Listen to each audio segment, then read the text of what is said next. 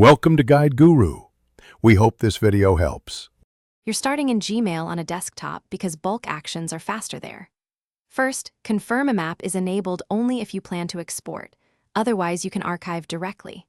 Next, choose the scope, all mail, a label, or a date range, and type a precise search using operators like in, anywhere, or before, 2024/01/01, so Gmail returns every message you intend to archive.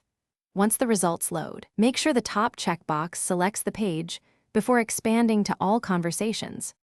After your search shows matching messages, click the top left checkbox to select the page, and then click the link to select all conversations that match the search. This ensures you capture messages beyond the first page.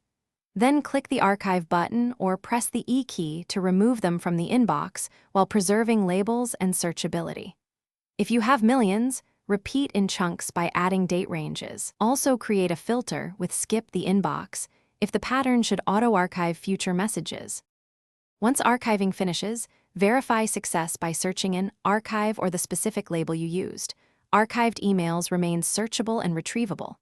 If messages reappear in your inbox, make sure no filter or mail client is marking them as unread or applying inbox rules. Disable conflicted filters and resync clients.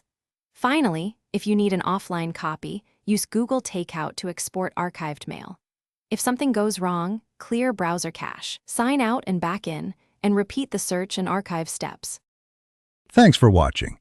Consider subscribing if we helped you today.